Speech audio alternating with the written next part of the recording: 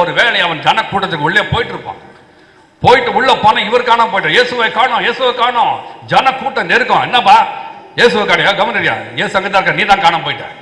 கடைசியில் வெளியில வந்துட்டு கஷ்டத்தோடு வெளியில் வந்தார். வந்த பிறகு அவர் என்ன செய்தார்? அவர் அடுத்த வசனம், அவர் போகும் வழியில் வரும் வழியிலையா? நல்லா பாத்தீங்களா? போகும் வழி என்றால் என்ன என்று நீங்கள் தெரிந்து கொள்ள வேண்டும் என்றால் முதலாவது வரும் வழி என்று என்னால் நீங்கள் தெரிந்து கொள்ள வேண்டும். ஆலயத்தின் லெப்ட்ல போன மவுண்ட் ரோடுங்க.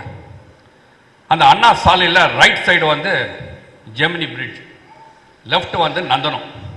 என்ன கரெக்ட் தானே? என்னன்னு இதெல்லாம் ரைட்டுட்டீங்க. அப்போ அங்கே இயேசு நடந்து வருகிறார்.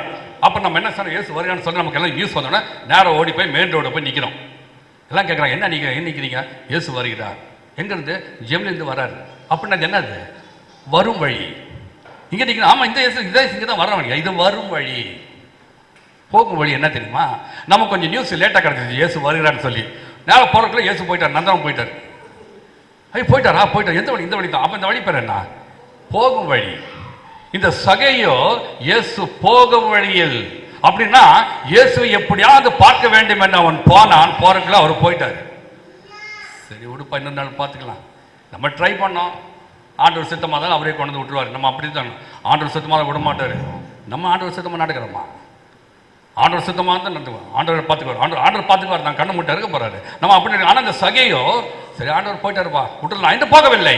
அவர் போகும் வழியில் அவருக்கு முன்னாக ஓடி ஒரு காட்டத்தின் மேலத்தில் எதிர்க்கு அவரை பார்க்கும்படி. சகையுவுக்கு இயேசுவின் மேல் இருந்த வாஞ்சை இயேசு போகும் வழியை இயேசு வரும் வழியாக மாற்றினான்.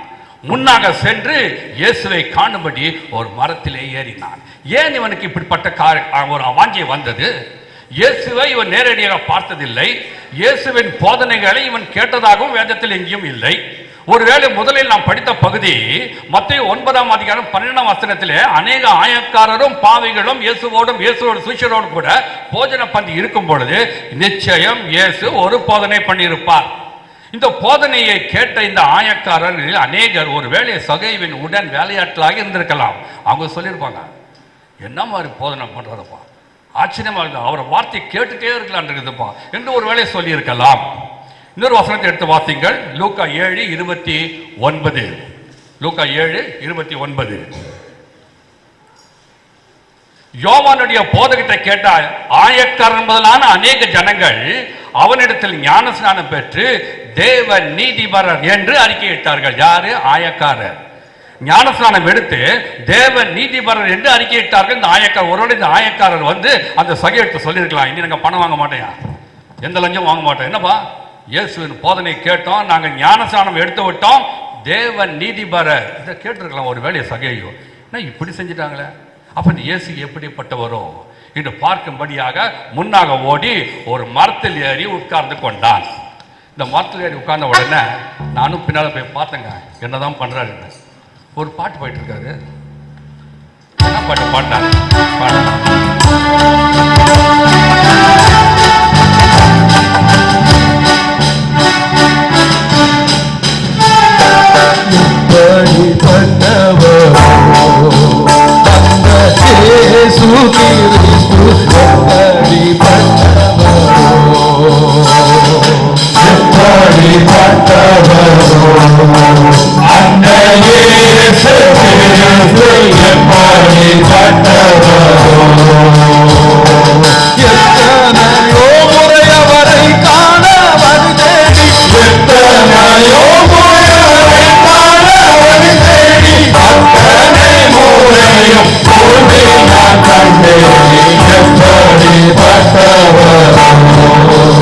அந்த இயேசு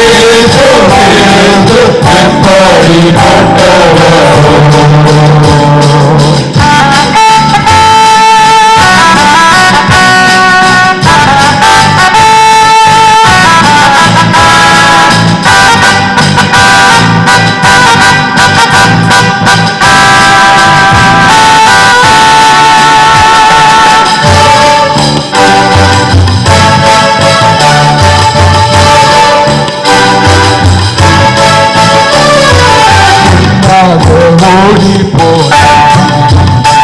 கூட்டத்தை விட்டு நான் முன்னாக ஓடி போனேன், முன்னாக ஓடி போனேன்.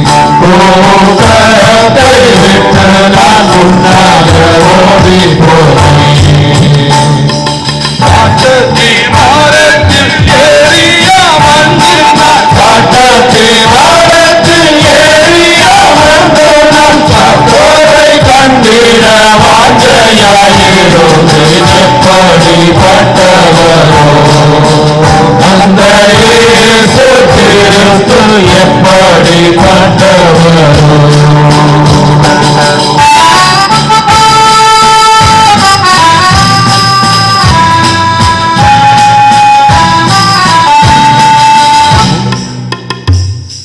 என்னுடைய சொந்த ஊர் ஊட்டி. நாங்கள் பிறந்து வளர்ந்து எங்கள் பள்ளி படிப்பை முடித்த ஒரு இடம். என் தகப்பனார் பிஜே ராபர்ட் ஐயா அவர்கள் சாம்ராஜ் டி எஸ்டேட் என்ற மிகப்பெரிய ஒரு தொழிற்சாலையில் உயர் அதிகாரி பணியாற்றி 33 வருடங்கள் பணியாற்றி ஓய்வு பெற்று எங்கள் ஒவ்வொருவரையும் கர்த்தருக்குள் அழகாக வழிநடத்தி பின்பு நித்திரையும் அடைந்தார்கள். நாங்கள் பிறந்து வளர்ந்த ஊராய் இருப்பதினாலே அடிக்கடி அந்த ஊருக்கு நாங்கள் செல்வது வழக்கம். அங்கு ஏகப்பட்ட ப்ராப்பர்ட்டிஸ், எல்லாம் பங்களோ, ஏகப்பட்ட பஸ் போகுது. நானும் என் குடும்பத்தாரை இதுவரையில் அந்த ப்ராப்பர்ட்டியுடைய மதிப்பு எவ்வளோ கணக்கெடுத்ததே கிடையாது. ஏன்னா ஒன்று கூட எங்களுது இல்லை, அங்கே இருக்குது மரம். நாங்கள் இருந்த வீடு சுற்றி சுற்றி நல்ல பழம் மரம், ட்ரீ டொமேட்டோ, என்னென்னமோ பழம் நீங்கள் நினச்ச பழம் அங்கே சுற்றி சுற்றி இருக்குது. ஒரு பழத்தையாவது நாங்கள் கை நீட்டி படித்ததில்லை, எல்லாம் பக்கத்து வீட்டு மரம், எங்களோட ஒன்றும் மரம் இல்லை. அப்படிப்பட்ட ஊரில் நாங்கள் வளர்ந்தோம். அந்த ஊரில் நாங்கள் படிக்கும்போது நாங்கள் ஸ்கூலில் அந்த டைமில் இந்த அட்வான்ஸ் டெக்னாலஜி எதுவுமே கிடையாது, அட்வான்ஸ் ஸ்போர்ட்ஸ் எலக்ட்ரானிக் கேஜெட்ஸ் எதுவுமே கிடையாது. நாங்கள் ஸ்கூலில் படிக்கும்போது எங்களுக்கு தெரிஞ்சதெல்லாம் 3 விளையாட்டு, ஒன்று கில்லி, ஒன்று பம்பரம், ஒன்று கோலி. ஆனால் அந்த 3லையும் நான் எக்ஸ்பர்ட். பம்பரம் விளையாண்டனா வரவே முடியாது, கில்லி விளையாடுவாங்க, கில்லி என் கையில் விளையாடும், அவ்வளோ நல்லா விளையாடுவான். ஆனால் என்னுடைய கெட்ட நேரம் இந்த கில்லி பம்பரத்தை ஒலிம்பிக்கில் சேர்க்காத போயிட்டாங்க. இன்னைக்கு ஒலிம்பிக்கில் சேர்த்துருந்தா கேப்டன் கோலி இல்லை, கோலி கேப்டன் அப்படியா இருப்பேன். இந்த அளவுக்கு, அதாவது இந்த காலத்துல தெரியாது, அந்த காலத்துலாம் தெரியும். அதாவது இந்த சீசன் பாருங்க, திடீர்னு பார்த்தா எல்லாம் கோலி விளையாண்டுருப்பான், திடீர்னு பார்த்தா பம்பரம் விளையாடுவான். இந்த கோலி எங்க போச்சுன்னு தெரியாது, அது யாரு கொண்டு வர எதை கொண்டு தெரியாது. நாங்கள் படித்த பள்ளிக்கூடம் நடுக்காட்டில் இருக்கும், சுற்றியும் சோலைகள், அகேஷியா ஃபாரஸ்ட், அங்கே இருப்போம். திடீர்னு ஒரு சீசனும் திடீர்னு போகும். அது எத்தனை பேருக்கு சிட்டியில் இருக்கணும்னு தெரியாது. என்னை போல வயசானவங்களுக்கு, அந்த காலத்து ஆளுங்களுக்கு 58 வயது, அதை சொல்லக்கூடாதுன்னு நினச்சா சொல்லிட்டேன். 58 வயது ஆகிறது. என் வயதை நான் என் மனைவி கூட சொல்கிறதே கிடையாது, சொல்லவே மாட்டேன், ஆனால் சொல்லிட்டேன் போ. ஆனால் நம்மளாவது சொல்லிடுறோம் சார். இந்த சகோதரிங்க இருக்காங்களே, சான்ஸே இல்லை. இன்னைக்கு தலையெல்லாம் என்ன கிடையாது. நான் என்ன சொல்கிறேன், டேட் ஆஃப் பர்த்னு கேட்குறேன், மந்த் ஆஃப் பர்த் கேட்டோமா, இயர் ஆஃப் பர்த் கேட்டோமா, டேட்டு தானே கேளுங்க. 1 ஏதோ டேட் சொல்லலாம், அது கூட சொல்ல மாட்டாங்க. அப்போ என்ன முட்டையாத டேட்டில் பிறந்தீங்க நீங்கள்? சொல்ல மாட்டேன். நான் உங்கள் டேட்டு நீங்கள் சொல்லவே வேண்டாங்க, நீங்கள் சொல்லவும் கூடாது. என்ன வருத்தம்னா ஆண்டவர்கிட்டே சொல்கிறது இல்லை. பிறந்த நாளைக்கு சகோதரி கேட்பீங்க, ஆண்டவரே இத்தனை வருடங்களாக நீ பாதுகாத்தாரு, ஆண்டவருக்கு எத்தனை வருடம், இத்தனை வருடம், ஆனால் இத்தனை வருடம் ஆண்டவரை அவரும் சளிச்சு போய் விட்டுறாரு. முடியா நம்ம தெரியலன்னு விட்டுரு, சரி இப்படி இருக்கட்டும். அப்போ இந்த ஸ்கூல் திருப்பி அங்கே போகலாம். நான் அந்த காலத்தில் நாங்கள் ஸ்கூலில் படிக்கும்போது இன்னும் கேட்டிங்கன்னா, எனக்கு முடி கொஞ்சம் முள்ளாக இருக்கும், தலைமுடி. ஸ்கூல் படிக்கும்போது முள்ளாமணி வராண்டா, என்ன பணம் முள்ளாமணி தான் சொல்லுவாங்க, அவ்வளோ குச்சி குச்சா இருக்கும். சரி ஒரு நாள் என்னை ஸ்கூல் எக்ஸ்கர்ஷன் கூப்பிட்டு போயிட்டாங்க. அங்கே ஜூக்கு கூப்பிட்டு போங்க, முள்ளாம்பண்ணி என்னை பார்த்து ஒரு மாதிரி சிரிக்குது, அந்த அளவுக்கு முடி இருக்குது. அப்போ என்னை பார்த்து முள்ளாம்பண்ணி, நான் நெல்சான் நெல்சான் கூப்பிடுவாங்க, நான் பாட்டு போயிட்டு முள்ளாம்பண்ணி நான் டக்குன்னு, எனக்கு அது பழகி போச்சு. இப்போ என் முடிய முள்ளாம்பண்ணி சொல்லிடுறீங்களா? வண்டலூர் இருக்க ஜூவில் இருக்க முள்ளாம்பண்ணி உங்கள்கிட்ட சண்டை போடும். ஆமாம் ஜாக்கிரதையாக இருங்க, வாங்க திருப்பி ஸ்கூலுக்கே போகலாம். இந்த ஸ்கூலில் இந்த சீசன் எல்லாம் வந்து வந்து வந்து போகும். ஒரு சீசன் வருங்க, எவனும் விளையாட மாட்டான். நாங்கள் எல்லாம் மரத்தில் ஏறி உட்காந்துக்குவோம். நாங்கள் மனுஷர் தான், மரத்தில் ஏறி உட்காந்துக்குவோம். இந்த மரத்தில் ஏறி போகிறோம் பாருங்க, அந்த மரத்தில் அந்த அக்கேஷா ஏறிக்கு வந்தால் இளம் வெயில், அருமையான காற்று வரும் அந்த லஞ்ச் ஹவரில். ஆனால் நான் கொஞ்சம் உயரத்தில் கொஞ்சம் குள்ளமாக தான் இருந்ததுனால் என் ஃப்ரெண்டு 8 அடி இருக்கான், மரத்தில் இருக்கு இப்படின்றான் இப்படின்றான். அவன் நின்னாலே மரத்து முக்காக்கு வரான், மேலே ஏறிடுவான். நான் கொஞ்சம் வெயிட் பண்ணான், வாடாடே. நானும் கஷ்டப்பட்டு இறங்க, ஏன்னா ரொம்ப கஷ்டப்பட்டு நான் மரத்தில் இறக்க 20 நிமிஷம் ஆகுங்க. இறங்குறதுக்கு 20 நிமிஷம், 40 நிமிஷம் சரியாக போச்சுன்னா இன்னும் 5 நிமிஷம் தான் மேலே உட்காருவோம். ஏன்னா அதுக்கப்புறம் பெல் அடிச்சுன்னு ஓடி வந்துடணும். என்ன சொல்ல வரேன்னா, உயரத்தில் கொஞ்சம் குள்ளமாக இருப்பவர்கள் மரம் ஏறுவது மிக கடினம். என்னுடைய அனுபவம் இப்போ இல்லை, அப்போ அந்த அனுபவத்தின் பிரகாரம் பார்த்தா இந்த சகை மரத்தில் ஏறினாரு, எவ்வளோ கஷ்டப்பட்டு ஏறி இருப்பாரு, ரொம்ப கஷ்டப்பட்டுருப்பாங்க. ஆனால் அதை கூட பொருட்படுத்தாமல் மரத்தில் ஏறிட்டார். இயேசுவை காண வேண்டும் என்ற ஒரு வாஞ்சை நிமித்தமாக அவர் மரத்தில் ஏறினார். அவர் மரத்தில் ஏறி என்ன செய்தார்? 5ஆம் வசனம் எடுத்து படிங்க. இயேசு அந்த இடத்தில் வந்த போது அண்ணாந்து பார்த்து அவனை கண்டு, சகேயுவே, நீ சீக்கிரமாய் இறங்கி வா, இன்றைக்கு நான் உன் வீட்டில் தங்க வேண்டும். இயேசு எந்த இடத்தில் வந்தாரு? இயேசு எந்த இடத்தில் வந்தாரு? அந்த இடத்தில். இந்த இடத்தில் சொல்லப்பட்ட அந்த இடம் எந்த இடம்? காட்டத்தை மரத்திற்கு அடியில். அதாவது எனக்கு மேல ஒரு லைட் இருக்குது, இந்த லைட்டை நாம் பார்க்கணும்னு சொன்னா அண்ணாந்து தான் பார்க்கணும். ஒருவேளை பின்னால் இருக்கிற இந்த லைட்டை நீங்க அண்ணாந்து பார்க்க வேண்டிய அவசியம் இல்லை. பின்னால் ஒரு லைட் இருக்குது, நீங்க பார்க்கணும் அண்ணாந்து பார்க்கலாம், இங்க இருந்தே பார்க்கலாம். ஆனால் இயேசு அந்த இடத்தில் வந்த பிறகுதான் அவர் அண்ணாந்து பார்த்தார். யூனோவை, கர்த்தருக்கு எல்லாமே தெரியும். இப்போ இந்த சகேயு இயேசுவை காண வேண்டும் என்று இயேசுவுக்கு பின்னாலே இருந்தவன் ஓடி போய் முன்னாலே, இயேசுக்கு முன்னாலே போய் அந்த மரத்தில் ஏறினானே. 2 பேர் தான் தெரிஞ்சுங்க. ஒன்று சகேயு, 2வது இயேசு. இயேசுக்கு எப்படி தெரிந்தது? யோவான் 2:25 எடுத்து கொஞ்சம் வாசிங்க தயவுசெய்து. யோவான் 2:25 திரும்பி படிங்க. மனுஷருள்ளத்தில் இருப்பதை அவர் அறிந்திருந்தபடியால் மனுஷரை குறித்து ஒருவரும் அவருக்கு சாட்சி கொடுக்க வேண்டியதாய் இருக்கவில்லை. அப்ப சகேயு பின்னாலே வரும்போது இயேசுவுக்கு தெரிந்தது. அந்த என்னை தொட்டது யார் என்று அவர் கேட்டாரே, இங்க கேட்கவில்லை. என் பின்னே வருகிறானே சகேயு, அவனை முன்னே வர சொல்லவில்லை. முன்னே ஓடி போகிறானே, அவனை கூப்பிடுங்கள் சொல்லவில்லை. அவன் மரத்துக்கு ஏறுகிற சகேயுவை மேலே ஏறாதே, நீ கீழே இறங்கு, நான் வருகிறேன் என்று சொல்லவில்லை. ஏன் அப்படி செய்தார்? பிரசங்கி 3:11 படி, அவர் சகலத்தை மதினத்தின் காலத்திலே நேர்த்தியாய் செய்கிற தேவன். அவருக்கு தெரியும் எப்பொழுது வர வேண்டும், எப்பொழுது வரக்கூடாது. What is to be done, what is should not be done now அவருக்கு தெரியும். நாமும் கூட நம்ம ஆவிக்குரிய வாழ்க்கையிலே அநேக நேரங்களில் இயேசு எடுத்து ஜெபிக்கிறோம். ஆண்டவரே எனக்கு இப்போ வேணும், கிடைக்கல. ஆண்டவர் ஜெபத்தை கேட்கிறவர் மட்டுமல்ல, ஜெபத்திற்கு பதிலளிக்கிற தேவன் மட்டுமல்ல, ஜெபத்திற்கு பதிலளிக்க வல்லமையுள்ள தேவனும் கூட அவர். ஆனால் ஒருவேளை அவர் பதில் வந்தால் பதில் வந்தது, பதில் வரவில்லை என்று சொன்னாலும் அது பதில் தான். அவருக்கு தெரியும். நாம் ஏன் சோர்ந்து போகிறோம்னு கேட்டீங்கன்னா, எனக்கு ஆண்டவரே இன்னைக்கு வேணும், 12 மணிக்குள்ள வேணும் அப்படி சொல்லி நம்ம ஜெபிக்கும் பொழுது அது நமக்கு கிடைக்காது இருக்கும் பொழுது நம்ம சோர்ந்து போகிறோம். நான் கேட்டேன் கிடைக்கலையா, 12 மணிக்கு மேல டூ லேட் ஆச்சு. ஆனால் ஏன் அப்படி சொன்னா, நமக்குன்னு ஒரு வாட்ச் இருக்குது. இந்த டைமுக்கு தகுந்த மாதிரி தான் இயேசு செயல்பட வேண்டும் என்று நாம் விரும்புவதனால் தான் இந்த காரியம் நடைபெறவில்லை என்று சொல்லும் பொழுது நாம் பின்வாங்கி போகிறோம். வசனத்தை எடுத்து வாசிக்கலாம். ஏசாயா 55:8. என் நினைவுகள் உங்கள் நினைவுகள் அல்ல, உங்கள் வழிகள் என் வழிகளும் அல்லவே என்று கர்த்தர் சொல்லுகிறார். நம்ம ஆண்டவருடைய வழிகள் நமக்கேற்ற நினைவுகள் எல்லாம் நமக்கேற்ற நினைவுகள் இருக்க வேண்டும் என்று விரும்புகிறோம். ஆனால் ஆண்டவர் என்ன சொல்லுகிறார்? உங்கள் வழிகள் என் வழிகளும் அல்ல என்று சொல்லுகிறார். அப்படி வழிகள் எப்படிப்பட்டது? பூமிக்கு வானம் எவ்வளவு உயரமாய் இருக்கிறதோ அவ்வளவு உயரமாய் நம்முடைய நினைவுகளை காட்டலாம், அவருடைய நினைவுகளும் நம்முடைய வழிகளை காட்டலாம், அவருடைய வழிகளும் உயரத்தில் இருக்கிறது.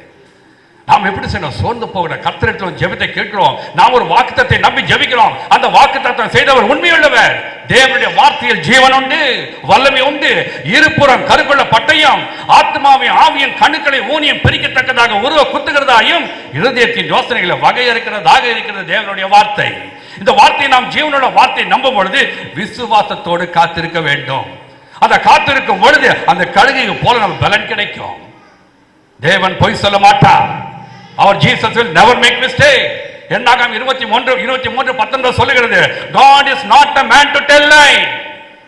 பொய் சொல்ல தேவன் ஒரு மனிதன் அல்ல, ஒரு மனு புத்திரனும் அல்ல. அவர் சொல்லியும் செய்யாது இருப்பாரா? அவர் வசனத்தும் நிறைவேற்றாது இருப்பாரா? நாம் என்ன செய்யணும்? காத்திருக்க தெரிந்து கொள்ளணுங்க. கர்த்தர் ஒருபோதும் தவறு செய்யாத தேவன் என்பதை காத்திருக்க தெரிந்து கொள்ள வேண்டும். சோர்வு வரும், ஆனால் சோர்ந்து போன பலன் கொடுத்து சத்துவத்தை பெருக பண்ணுகிற நம்முடைய தேவன். இளைஞர் இலைப்படைந்த வாலிபரை இடைந்து விடுவார்கள். கர்த்தருக்கு காத்திருக்கிறவர்களோ புது பலன் நடந்து கழுகளை போல சட்டையில் அழைத்து எழும்புவார்கள். அவள் ஓடினாலே விளைப்படையார்கள், நடந்தாலும் சோர்ந்து போகாது இருப்பார்கள். 1 பேதுரு 5:7 சொல்லுகிறது, அவர் உங்களை விசாரிக்கிறவன், அப்படியால் உங்கள் கவலைகள் எல்லாம் அவர் மீது வைத்து விடுங்கள். அவனை விசாரிக்கிற என்னன்னா, நமக்கு உங்களுக்கு என்ன தேவை அப்படி விசாரிக்கிறது. உங்களை கூப்பிட்டு நிக்க வச்சு விசாரிக்கிறவர்கள் அப்படி விசாரிக்கிறவல்ல. அவன் நம்முடைய குணங்களை, நமக்கு தேவைகளை எல்லாவற்றையும் விசாரித்து அறிந்து கொள்கிறான். அப்படினாலே உன் கவலைகள் எல்லாம் அவர் மீது வைத்து விடுங்கள். காத்திருக்க தெரியும், கற்றுக்கொள்ளுங்கள். ஆண்டவருக்காக காத்திருக்க வேண்டும். ஏற்ற வேளையில் தேவன் உங்களை உயர்த்தும்படிக்கு அவருடைய பலத்த கரத்துக்குள் அடங்கி இருக்க கற்றிருக்க வேண்டும். ஆகவே தான் அவர் அண்ணாந்து பார்த்தார்.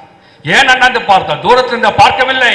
ஓ, அவர் Jesus will never come, he will come at the point of your need. He will never be late by 1 second. He will never be early by 1 second. At the point of your need, at the tick of the clock, he will be there. அப்படித்தான் வந்தார். அவர் அண்ணாந்து பார்த்தார். அவர் அண்ணாந்து பார்த்து சகைவை கண்டு சகைவே என்று பெயர் சொல்லி அழைத்தார். நம்முடைய தேவன் நம்மை தேடி வருகிற தேவன். நாம் அறியாதிருந்த நம்மை தேடி வருகிற தேவன். தேவனை இயேசுவினை அழைக்கவில்லை, இருந்தாலும் அவர் நம்மை தேடி வருகிற தேவன். அந்த சகைவை பார்த்து என்ன சொன்னார்? ஒரு பாடல் மூலமாக பார்க்கலாம்.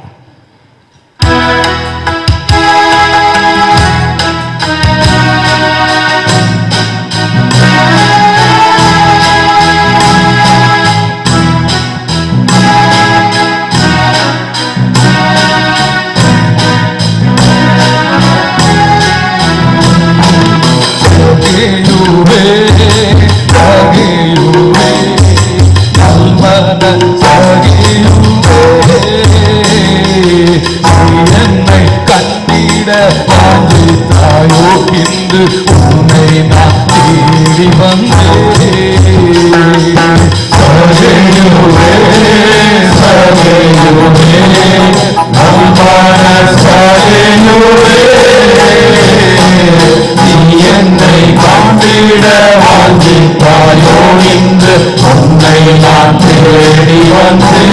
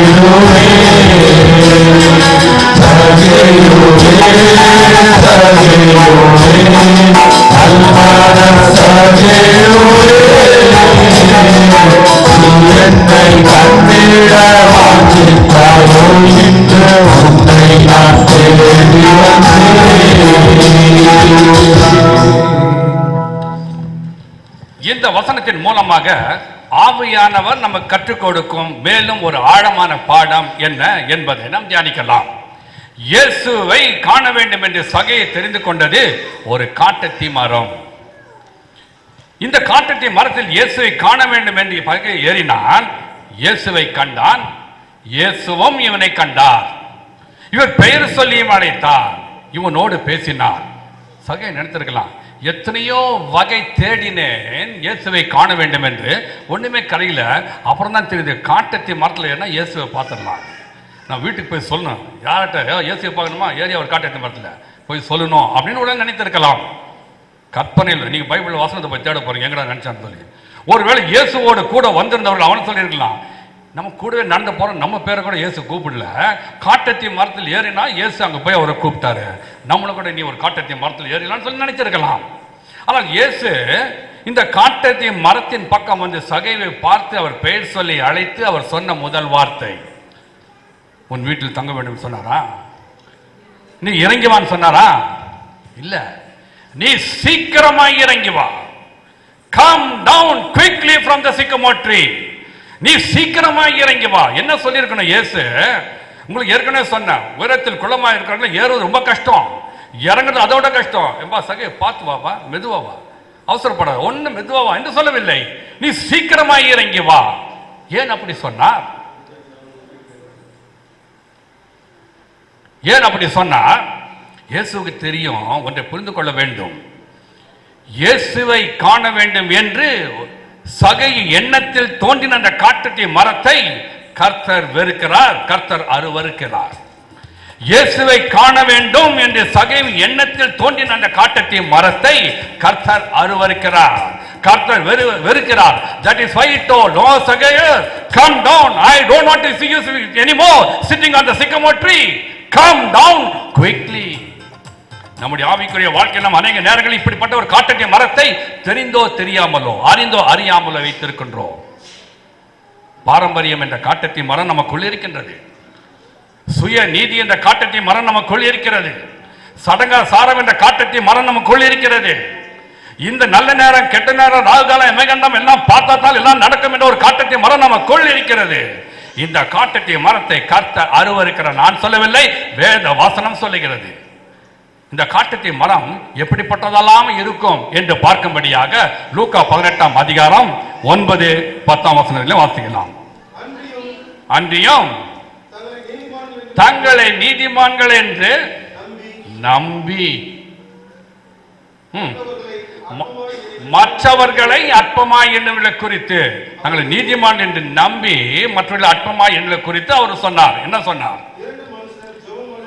2 மனுஷர் ஜெபம் பண்ணும்படி தேவாலயத்திற்கு போனார்கள். ஒருவன் பரிசேயன், மற்றவன் ஆயக்காரன். பரிசேயன் நின்று, தேவனே, நான் பரிகாரர், அநியாயக்காரர், விபச்சாரக்காரரை போலவும் இந்த ஆயக்காரனை போலவும் இல்லாதனாலே உண்மை ஸ்தோத்தரிக்கிறேன். நிறுத்துங்க.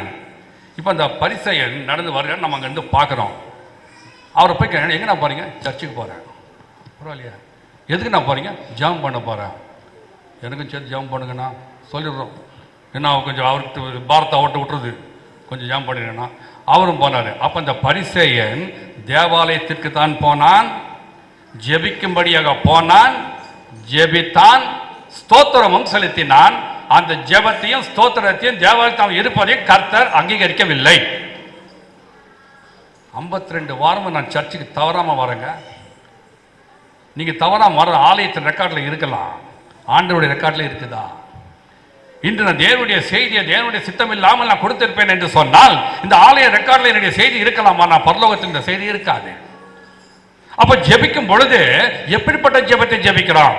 இப்படிப்பட்ட ஜெபம் நமக்குள்ள இருக்கிறது. இந்த பாரம்பரியமாக நான் சரியா நாங்க போயிட்டு வரேங்க, ரெகுலரா சர்ச்சுக்கு 52 வாரம் கண்டிப்பா போகிறது நல்லது நல்லது. ஆனால் நாம் போகும் நடையை காத்து கொண்டு செல்லணுமா? தேவாலயத்திற்கு போகும்போது நடை எப்படிப்பட்டதா இருந்தது?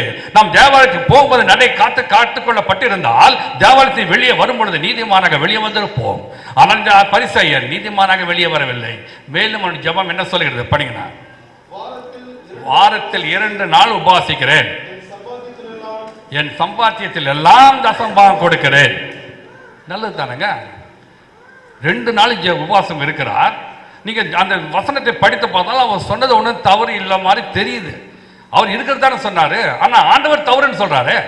அப்ப அந்த ஆண்டவன் அங்கீகரிக்க நாம் எப்படி அங்கீகரிக்க முடியும்? அப்ப அந்த உபவாசம் என்று எதற்காக? ஒரு அட்வர்டைஸ்மெண்ட். நானும் உபவாசம் இருக்கிறேன், அந்த உபவாசம் நானும் தசமா கொடுக்குறேன், எல்லாரும் தெரியுங்க, நான் தசமா கொடுக்குறேன். அவரோட அந்த தசமா கொடுப்பதை ஒரு பெரிய அனௌன்ஸ்மெண்ட் பண்ணியிருப்பாரு, தசமா கொடுக்குறேன். வாரத்துக்கு 2 நாள் கர்த்தர் அங்கீகரிக்கவில்லை. இந்த கர்த்தர் அங்கீகரிக்காத உபவாசமும் கர்த்தர் அங்கீகரிக்காத அந்த தசம் பாகமும் ஒரு காட்டத்தி மரம். அந்த காட்டத்தி மரத்தில் ஏறினால் கர்த்தர் இங்கு பார்க்க வேண்டும் என்று நினைக்காதீர்கள். You will be wasting your time and you will be wasting your energy. படிங்க. ஆயக்காரன் தூரத்திலே நின்று வானத்துக்கு நேராக ஏறுக்க கூட துணியாமல் அவன் ஜெபிக்கின்றான். மார்பில் அடித்துக் கொண்டு, தேவனே பாவியாக என் மேல் கிருபையாயிரும். அந்த ஜெபத்தை கர்த்தர் கேட்டார். உபவாசம் கண்டிப்பா இருக்கணுங்க. நான் கூட ரொம்ப சந்தோஷப்பட்டேன். பெண்களை உபவாச கூட்டம் கர்த்தர் உங்களுக்கு நிச்சயமாக அதிகமாக ஆசீர்வதிப்பார்.